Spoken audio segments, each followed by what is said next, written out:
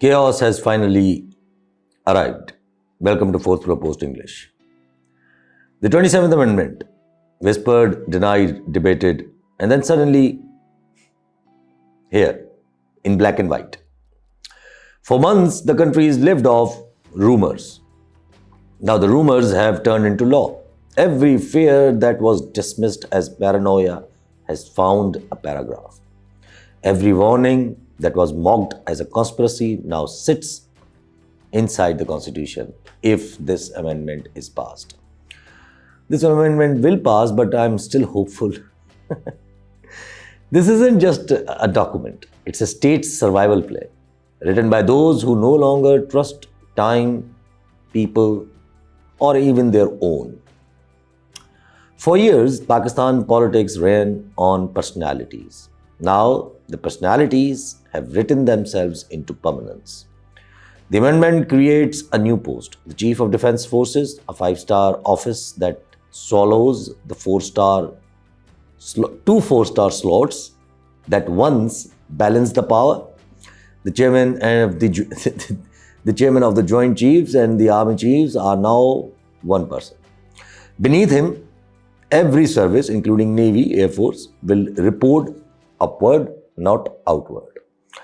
It's efficiency by design and controlled by instinct. And somewhere behind that line, synergy.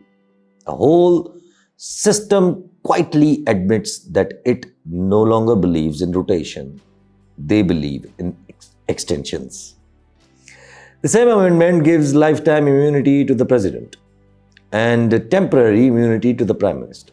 It raises the retirement age of judges and offers a new constitutional code, a parallel structure that looks like a reform and more like a replacement. And they call it modernization and the need of an hour. Every clause reads like a confession.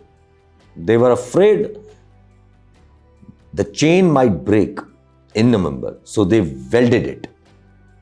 They were afraid of a change in command, so they erased the idea of succession. They feared courts, so they built the new ones. They feared dissent, so they defined it as disorder. The 27th Amendment is not politics, it's panic turned into legislation. And only few people want to survive, but at the cost of what? That is the main question. Pakistan People's Party, as usual, calls it a discussion. Pakistan PMLN calls it a discipline. PTI calls it betrayal. In truth, everyone is correct. Pakistan People's Party resists in daylight and negotiates at night. PMLN pretends to lead while quietly following orders. PTI stands isolated, turning every silence into a slogan. An establishment with all that power now may not look, it may not look good for Khan and it may not look good for KPK, which may not look good for the Federation. But we or the establishment never understands it. Establishment is the both author and the audience of it. The writer, the editor, and the reviewer of its own screenplay. The timing explains everything. The rush before the November 30th was never about the efficiency. It was about insurance. Retirements were due. Appointments were uncertain. A window of vulnerability had opened and the system panicked. But now the main question is, who loses the most? With this command and with this structure of Article 243 and the amendment like these presented right now, I think the more to lose is the senior most generals in Pakistan Army. See, all of this needed a legal bridge, strong enough to cross the next cycle without the risk. This 27th Amendment became that bridge, is becoming that bridge, or rather I would say. And when the history would write this chapter someday, it will say that Pakistan's constitution was not amended for the stability, it was amended for the continuity. See, inside the parliament, the sales pitch was simple: synergy, coordination, institutional balance. Outside, the reality was blunter. One man's security is now the country's structure. I mean, 2 4-star positions erased. One 5-star position enthroned for the life. Air and naval commands tucked beneath army command. The whole idea of collective defense has been replaced with the personal command. That's the whole thing. And the judiciary, once a leak in a power, is now the part of the plumbing. Supporters calls it evolution, critics calls it extinction of the civilian power. But the truth sits quietly between. It's exhaustion. The system no longer has the energy to negotiate power. It can only concentrate it. Even those celebrating today know that it won't last. Yet everyone keeps pretending that permanence is possible through this. No. The 27th Amendment is not about tomorrow, it's about denying the end of today. The justification comes dressed in logic. You are told that the world is changing, the Pakistan needs efficiency, coordination, one mind's in crisis. But efficiency is not the opposite of democracy. The opposite of democracy is fear, and fear is now policy.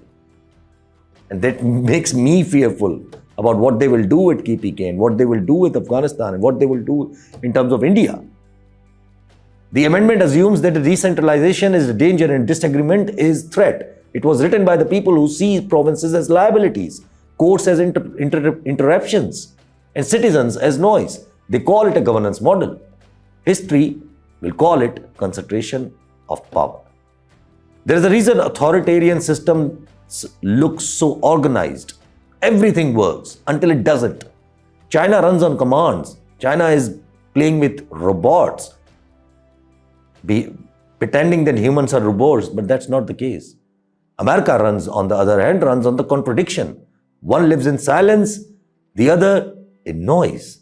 But only one among them can survive every century. And we have seen who. You can centralize authority, but you cannot centralize trust. And that's what no amendment, no title, no 5-star designation can ever fix. In the background, the global theater plays on. Trump returns to headlines. India signs new pacts. Israel bleeds credibility. And China quietly calculates how to deal with Pakistan's new stance, playing with the gallery with America. See, everyone is playing for permanence, while Pakistan just happened to put it in writing through this 27th Amendment. From Washington to Rawalpindi, the same illusion repeats. Leaders who confuse themselves with the states. That's what happened with Trump, and that's how he lost in this recent elections of New York. That's how Mamdani won. The 27th Amendment is the local translation of Pakistan establishment of the illusion, a legal version of I alone can fix it. And yet, for all the noise, the silence that follows will be heavier, very heavier. Once this celebration will fade, the question will start. A lot of questions. If the Chief of Defence Forces is permanent, or if the Field Marshal is permanent, what becomes of the succession? What becomes of the 4-star general? What becomes to the structure? Who reports to who? See, if the president is untouchable, who will hold him accountable after he does something unconstitutional? Like Governor Raj and KPK, which they probably will do it now. Because they have given each other immunities for the life. They might go for the martial law too at the end of the day. If the courts are split, who decides what the constitution even means? This constitutional court will decide for power now on provinces. This constitutional court will decide on the canals. See, what will convince now to the people that federation still exists? See, already the judiciary stands lamed. The constitutional court will hear what the executive allows. The Supreme Court will fade into ceremonial relevance. The judges who resist will be considered retired, according to the amendment. The ones who comply will age gracefully in the services, because in Constitutional Court, the age is extended by 5 years. It's discipline by design, humiliation by decree. In KPK, see, resistance is inevitable now. Inevitable. The province built on defiance will not accept subordination. At least what CM KPK is saying right now. But after these amendments, they go for something drastic. They may go for something drastic, which would turn out to be KPK on entirely a different occasion. With Afghanistan involved, with India involved, I don't even want to go there. See, in Sindh, Pakistan People's Party will pretend to celebrate survival while watching its autonomy disappear slightly. In this amendment, there's no talk of NFC. In this amendment, there's no talk of provincial autonomy, reversing the provincial autonomy. Maybe they will after this amendment. Punjab, silence will pass for loyalty. That's what is happening right now. Maryam Nawaz Sharif wants to remain in power, and she has made everything irrelevant. Even his own father, even the supremo of their own party, Nawaz Sharif, is irrelevant. And in Islamabad, the amendment will glow official stationery. Shehbaz Sharif will get all the praise, and that will prove that survival is now the highest form of governance. They are even re-engineered. They have even re-engineered memory. I mean, the president can't be tried. The prime minister can't be questioned while in office. The field marshal can't be replaced without impeachment. The system has achieved what every dictator dreams of: total continuity without accountability. Call it synergy, call it stability. The result will be the same: disaster. A country that once debated democracy now negotiates obedience. I don't know what they think Pakistan is. I mean, how do we got freedom? Do they forget about it? And what happens next is almost predictable now. This amendment, born from fear, will eventually breed more of it. And when power becomes permanent, paranoia becomes policy. And when paranoia governs, accidents follow. Some will call it reform, others will call it martial law with the paperwork. Both will be right. In the end, everyone will realize the same thing, that this was never about reforming the constitution, it was about rewriting the hierarchy and maybe doing some accidents along the way. It began as a crisis of confidence and it is ending as a crisis of existence. The 27th Amendment doesn't fix Pakistan, it redefines it. From federation into a command, from a democracy into an arrangement. They said it would bring order. While it may, the kind that comes after silence. They said it would bring unity. It may, the kind that begins when diversity is no longer allowed. They said it would make Pakistan stronger. Maybe it will. But sometimes strength is just the refusal to move. And that's what is being showed right now. So here we are, standing at the funeral of decentralization, applauding the choreography of control, and if this amendment is passed, the applause will fade, the constitution will be choked, but only mechanically.